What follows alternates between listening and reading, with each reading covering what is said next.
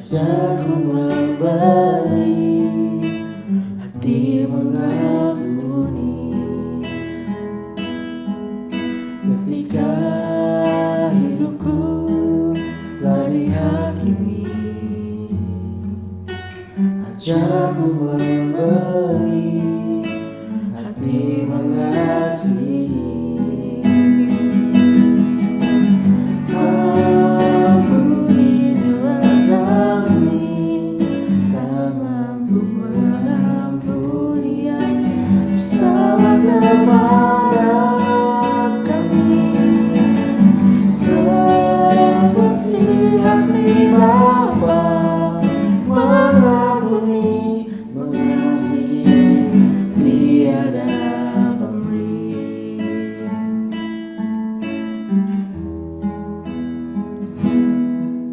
Ketika hatiku telah disakiti, ajarku memberi, hati mengampuni. Ketika hidupku telah dihakimi, ajarku memberi, hati mengasihi.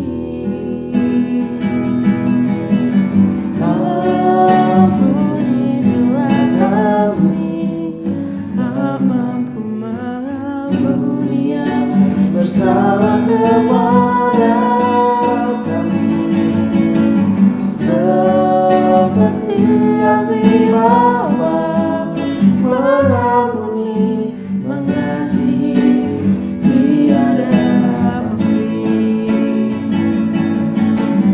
Ampuni bila kami tak mampu mengampuni, bersalah kepada kami, seperti hati Bapa mengampuni, mengasihi, tiada pemberi.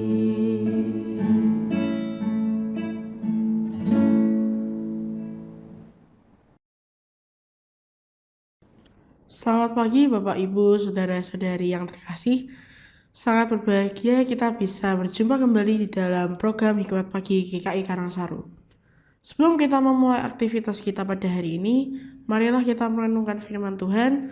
Mari Bapak Ibu, Saudara-saudari, kita mengawali dengan doa.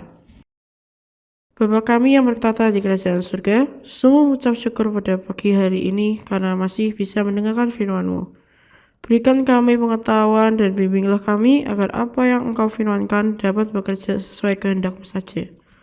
Dan kiranya firman-Mu ini dapat menjadi berkat bagi kami. Berbicaralah ya Tuhan, karena kami siap mendengarkan firman-Mu. Di dalam nama Tuhan Yesus kami berdoa dan mengucap syukur. Amin. Tema Hikmat Pagi pada hari ini adalah kesempatan untuk mengampuni. Firman Tuhan terambil dari Injil Matius 6 ayat 14-15 yang berbunyi demikian. Karena jikalau kamu mengampuni kesalahan orang, Bapamu yang di sorga akan mengampuni kamu juga. Tetapi jikalau kamu tidak mengampuni orang, Bapamu juga tidak akan mengampuni kesalahanmu. Demikianlah firman Tuhan, syukur kepada Allah.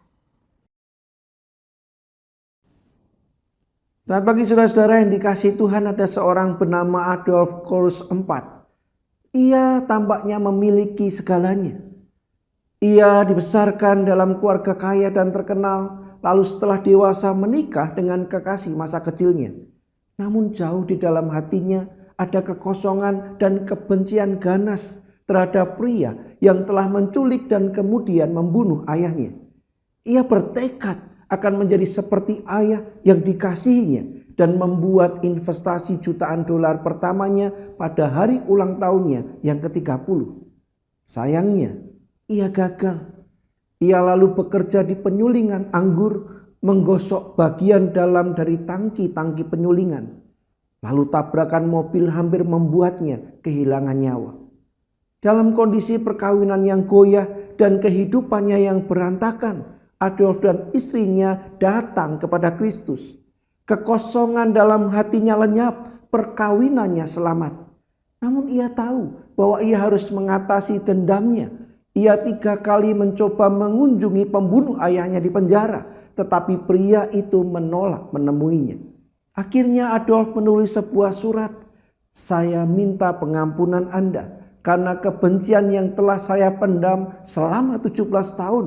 Dan saya mengampuni Anda atas apa yang telah Anda lakukan kepada ayah saya dan keluarga saya. Saudara, surat itu disebarluaskan dalam penjara tersebut.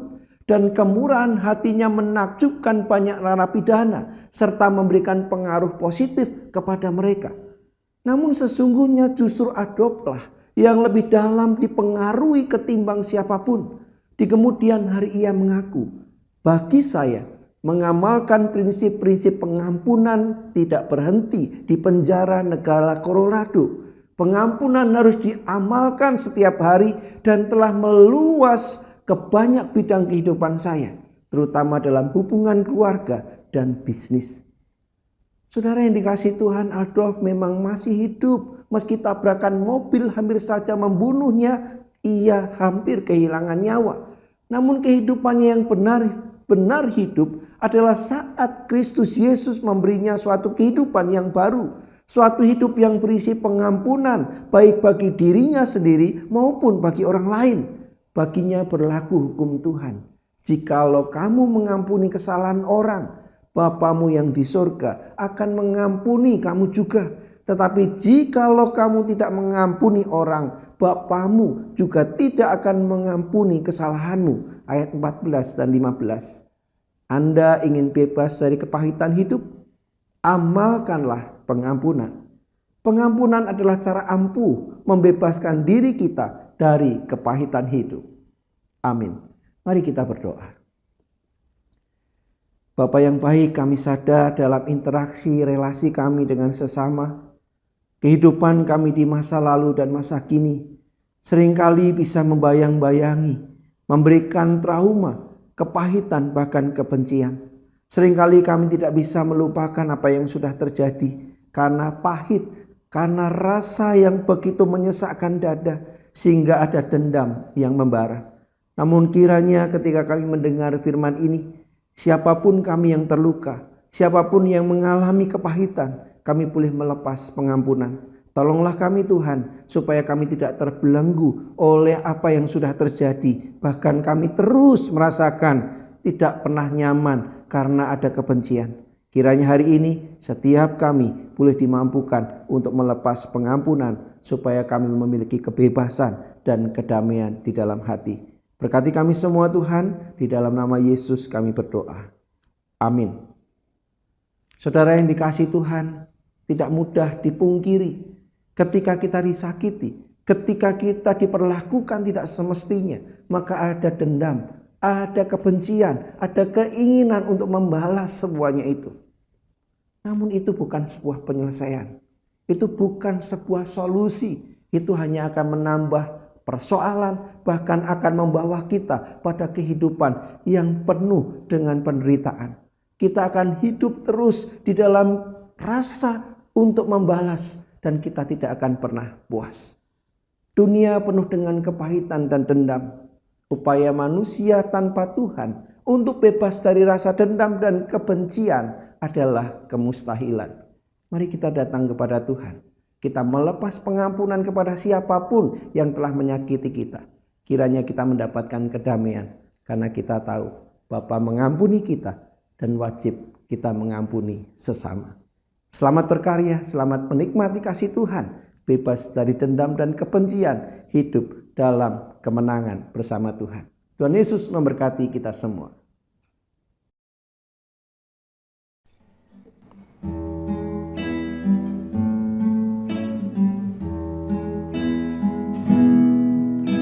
Ketika hatiku telah disakiti, ajarku memberi, hati mengampuni. Ketika hidupku telah dihakimi, ajarku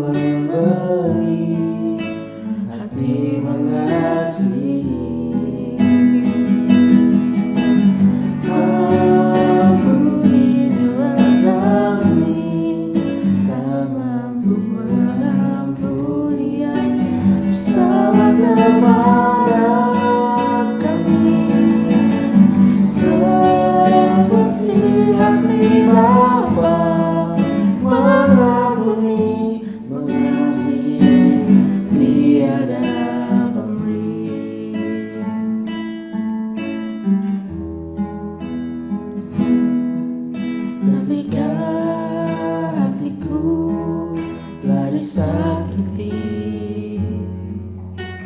ajarku memberi, hati mengampuni.